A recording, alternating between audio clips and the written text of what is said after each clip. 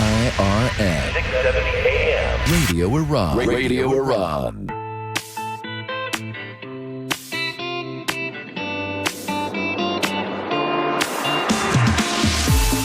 دنیای ما، جامعه ما.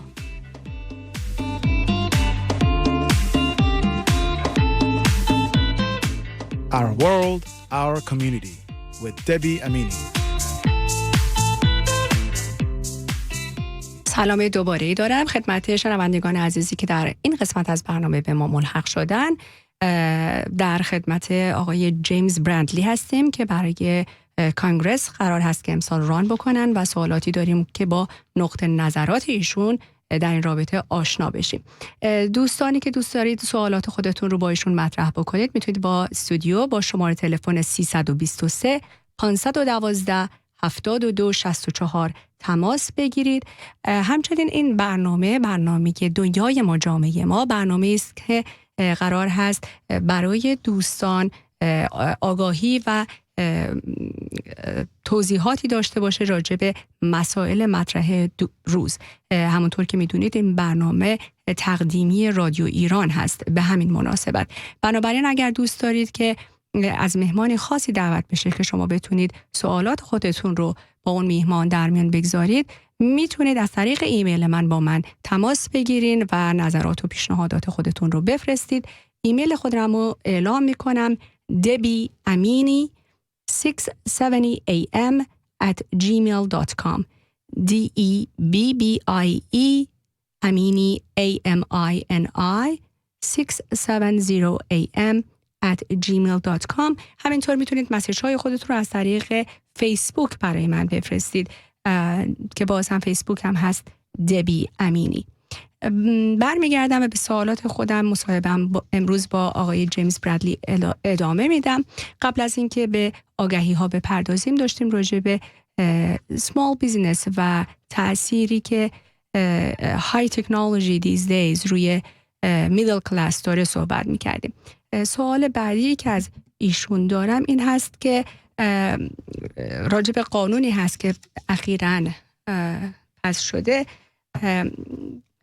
There is a law that was just passed. I think the government signed AB5 into law. Do you support ending the gig economy in favor of making independent contractors full-time employees? I'm dead set against it. You are? Oh, absolutely.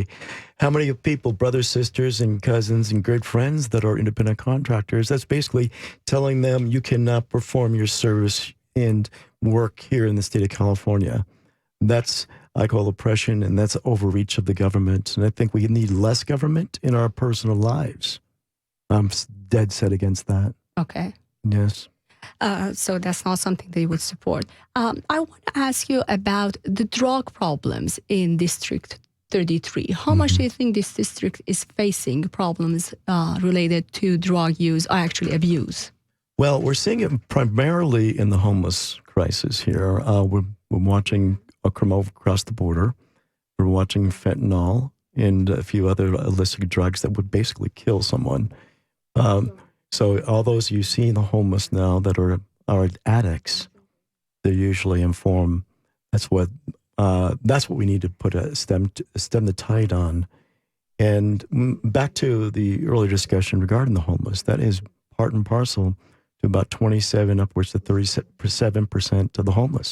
They have a drug issue, alcohol issue. So we need to deal with that head on. But also, we have to also be mindful that the fentanyl is coming across the border. So what does that mean? That means, and by the way, back when I was in the Coast Guard, that's what I did primarily was drug interdiction coming in from South America.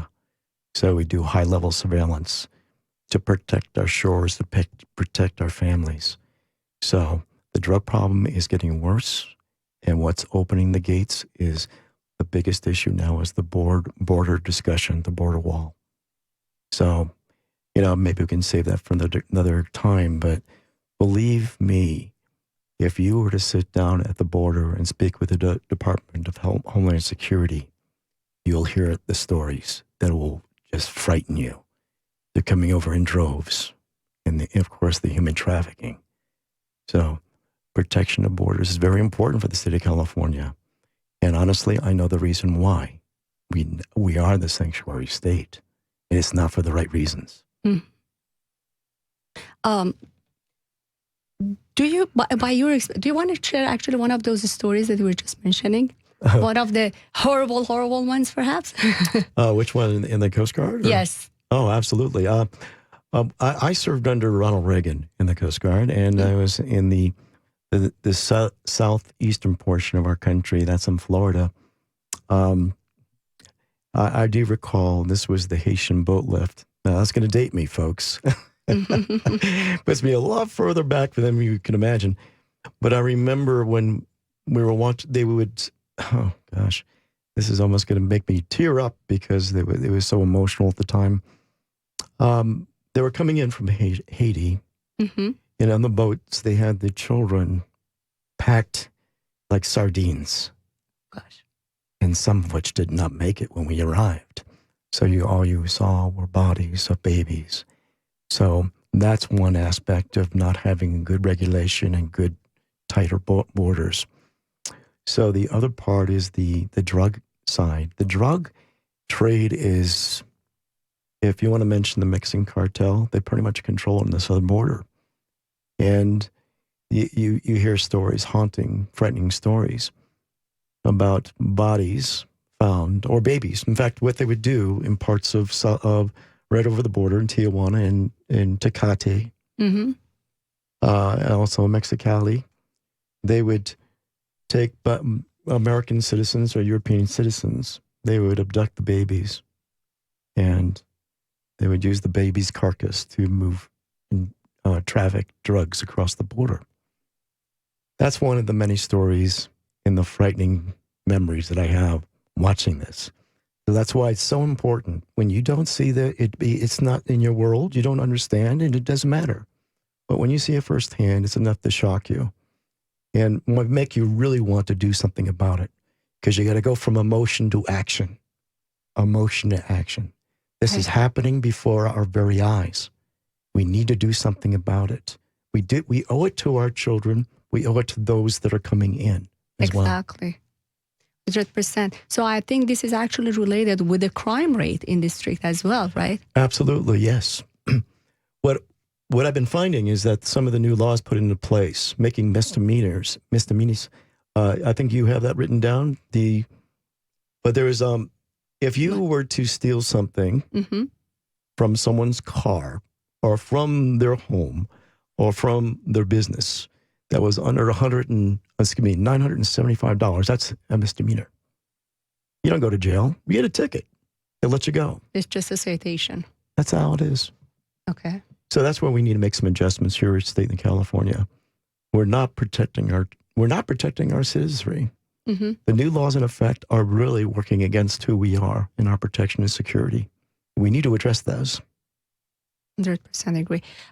We have somebody on the line who wants to ask a question from you. Oh, certainly. Go ahead. دوست عزیز روی خط هستین، سوالتون رو بفرمایید.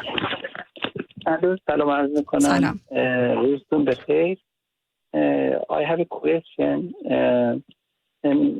ما الان حدود نزدیک 5 سال اینجا اومدیم، لیگال هم هستیم، ولی هنوزه برای اینکه بخوایم بریم کارامون رو انجام بدیم لازمه که بریم کورس. اینا اصلا خیلی موضوع در همی شده برای ما، یعنی مبهم شده برای ما، پرابلمه.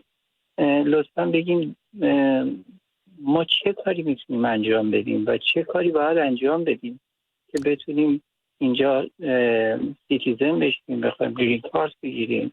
آیا راه حلی وجود داره یا نه؟ چون اینا برای ما خیلی پرابلم ساخته. خواهش میکنم دوست عزیز، برای اینکه بتونم سوالتون رو برایشون ترجمه کنم اجازه بدیم که اول خودم درست متوجه سوالتون بشم. شما فرمودین که لیگال هستید اینجا ولی هنوز گرین کارت و سیتیزنشیپ ندارین، درسته؟ بعد این لیگال هستین به صورت یعنی مسافر اومدین؟ رفیوجی اومدین؟ رفیوجی هستم. بعد اینجا الان سوشال سکیوریتی دارم، اجازه کار دارم ولی هر جایی که بخوام، سازمانی که بخوام برم کار بکنم، به من دیگه گرین کارت باید داشته باشه. گرین کارت هم اگه نداشته باشیم ما رو استخدام نمی‌کنه. چون من تخصصم بانک هسته، برای همین به من گفتن که حتما باید گرین کارت داشته باشید. اگه آمریکا بخواید برید یا بانک‌های چیز جایی دیگه بخوام برم، حتما باید گرین کارت داشته باشم. من نمیتونم از تخصصم اینجا استفاده بکنم. علاوه بر این که دخترم هم که اینجا هستش، دانشگاه بهش گفته چون تو گرین کارت نداری باید هزینه دانشگاه رو همه رو پرداخت کنی. من هر سال دارم تکسم فایل میکنم، تکس پرداخت میکنم، قانونی دارم زندگی میکنم، ولی خیلی به من فشار میاد اینجا. یعنی برای من خیلی مشکل حقیقت. اجازه بدین ببینم میتونم ایشون جوابگوی این سوال باشن. So this dear audience is saying that he has been living in this country for the past 5 years. He came legally as a refugee, but although he's legal here, if he wants to go to a court or apply for a job, he has to face a lot of problems. He is obligated to get a green card or a citizenship in order to move on with his life, with getting a job or like using the court system. He used to work at the bank and he would like to continue in the same field. But that would be a problem here because he doesn't have the citizenship or the green card. The same problem with his daughter, although he pays the taxes and everything, but since he doesn't have the green card or he's not a citizen yet, they have to pay these really expensive fees in order for his daughter to attend university and continue her education. So do you think that you would be able to give him some information or make some changes for people like this? They are here, they are legal. It's just that they're waiting for the green card or the citizenship. So do you think life could be kind of easier for them? Any kind of facilitation that you can do for these people? I would be more than glad to help him. Okay. And more importantly, he's identifying how it's so broken in our immigration system today. Those that have been paying into the system, I want them to have citizenship. We need to find ways to get those that have come in the right way to get their citizenship. That would make me happier than anything at this point, because I have similar stories. When I ran for another office, I had people, very similar situation, where they were seeking asylum, that they were caught up in the system, lawyers, fees, more fees. They were calling these places, they would have translation issues, they couldn't speak the language. So they kept on asking for more and more and more money. Mm-hmm. That in itself, that trade right there, is part of the problem. It's broken. We need to fix this. So this gentleman that called in, God bless you. We'll do everything we can to help you. That would be great.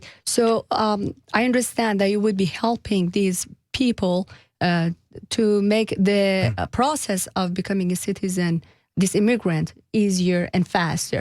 But how about, I don't know if as a congressman you would be able to help people who are here legal to be able to work, to have the same benefits that anybody else has as a citizen, because they are here legal. Do you think that you can make that changes too? Well, no, that's why they call it illegal. They have to go through the process. Are you talking about legal or versus? No, legal. He's here yes. legal. He's a refugee. But just because he's not a citizen yet or he doesn't have the green card, he doesn't have the same benefits that the citizens have. Yeah, we need to get him. The process, as I believe now, you need the green card to go through the process. So we need to find out. There's a sponsor. He's already been here. He doesn't need sponsor. He doesn't need all that. So maybe we can speak about that offline, and you can maybe we can figure out what we can do for him. But right now, I don't have an easy answer. Thank you so much. خب دوست عزیز، ایشون قول میدن که کمک بکنن به این که مسئله سیتیزن شدن و یا اینکه گرین کارت گرفتن رو برای افرادی که میان اینجا به صورت قانونی آسان‌تر بکنن، که این مسئله مدت 5 سال برای شما همونطور که فرمودین یا افراد دیگر اینقدر طولانی نباشه و وقتی که شما بتونید سیتیزنشیپتون رو یا گرین کارتتون رو سریعتر بگیرید، مسلماً میتونید از مزایایی که همه افراد سیتیزن دارن بهتر و بیشتر و زودتر استفاده بکنید. آیا شنونده دیگه از ایشون دارم، اگر لطف کنین ازشون بپرسین. فقط میخوام بگم که مشکل ما به همینجا ختم نمیشه. علاوه بر مشکلی که الان تو ایران هست، هم به هر حال همه میدونن مشکلات چیه، نمیخوام توضیح بدم. من همسرم هم ایرانه که الان حدود 5 سال و 6 سال من نتونستم ایشون ببینم و واقعا نگران هستم. حالا برای اینکه مشکلات اینجا برای ما هست، مشکلات اون طرف هم برای ما 2 برابر شده. double problem for me. اینو بگیم که واقعا این عمق این مشکلات تا چه حد میتونه باشه. علاوه بر این که ما اینجا هم مشکلات گرین کارتی داریم، دوری از خانواده و مشکلات دیگه. خواهش میکنم اگر میتونن یه کاری برای من تنها نه، کل ایرانیایی که اینجا هستن این مشکل رو داشته باشن. علاوه بر این اگه بتونن کمک کنن خیلی سپاسگزارم. Thank you so much. Definitely. من از خانم زهره نگهبانم خواهش میکنم که شماره تلفن شما رو پشت خط از شما بگیرن. آقای جیمز برادلی میخوان که بعد از برنامه با شما صحبت کنن که ببینن کمکی خاصی از دستشون برمیاد یا نه. لطفاً روی خط باشید و من سوالتون رو مطرح خواهم کرد. He also wants your help and support in the separation that these days is happening between families. He is here, legal, trying to make a good life here with his daughter. At the same time, his wife is still in Iran. And with these problems, immigration problems, they have no choice but being separated for now. And this is a problem that a lot of Iranians in these days are facing. So once you're elected to the Congress, please consider that with the immigration problems, banning problem and everything. There are good people who can go through like more difficult screening, but they're still needing to come and start a new life, a good life here. I'm about uniting families. Okay. I want families to be together. And those that have been separated, it is my mission to reunite them. Okay. Okay. That's wonderful to know. Thank you so much. I want to move on to your ideas, your views on supporting President Trump's foreign policy about Iran these days. What is your view on that? Well, first off, I'm not President Trump, but I do support some, if not all. That's what my question was. Yeah, I know, I understand. I don't have the money he has, nor do I have the thick skin. Well, I can say this. I am a supporter of the foreign policy, and I think it's working fairly well. And we finally have a foreign policy that puts America and Americans first. I believe, because previous administrations didn't do that, and we started becoming this as a second nation as opposed to a first nation, which we were founded upon. So absolutely, we have a president now leading from the front once again for a long time.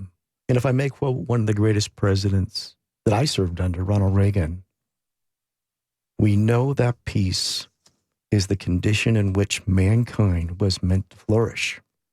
Yet peace does not exist on its own will. It depends on us, on our courage to build it and to guard it and to pass it on to future generations.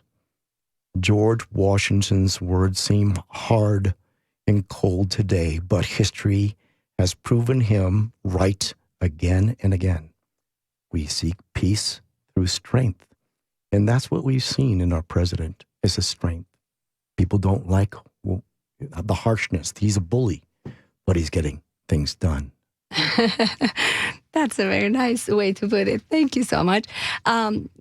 One more question, again about Iran. Wanted to know if you support the president's action about Commander Qasem Soleimani. Yes, what I've read, and I'm always a critic. I always do my research to find out, but when the research I found out that the United States designated the IRGC QF as a foreign terrorist organization for all its activities, and also designated Soleimani as a special designated global terrorist. So when you make that list, and there's a lot of reasons for that, the death of working proxy wars and the innocent lives dying, men, women, children, and of course the 600 soldiers that were died at the hand. Now, I do support his decision. However, I do know that there's many Persian Iranians that view him as the successor to the now the gentleman currently in office. So I know it's come as mixed, but we have to think that he did act on in the intelligence that he received. Mm-hmm. And you can't dismiss the fact that we are at war. They have identified him as one of the terrorists, and his actions were appropriate according to our rule of engagements and law. So I think a lot of people who oppose to this action is because their belief is that Commander Soleimani was defeating ISIS. He was fighting against ISIS, and apparently he was one of the powerful ones. ISIS is a big terrorist organization as well. So I would say he was the enemy of the enemy. In that regard, how do you look at That's a very good quote from The Art of War. You keep the enemy, or they keep your enemies closer. And I believe in that. However, I think he's been on the terrorist list for some time. And I believe Israel had him targeted and almost took him out, but Obama, his administration, tipped him off. So once you're on that list, it's really hard to get off that list, especially with all the many lives that were lost at his hand. So I agree. I mean, he worked the enemy of your enemy is your friend. But we have to adhere to the rules of engagement in warfare. Thank you so much. We have reached the last couple of minutes of our program. Actually, it's not even a couple. We just reached that we have to say goodbye. I want to thank you one more time for dedicating your time and being with us today. Thank you so much. My pleasure. And I hope that all the visions and views that you have our beautiful country will come true. Thank you.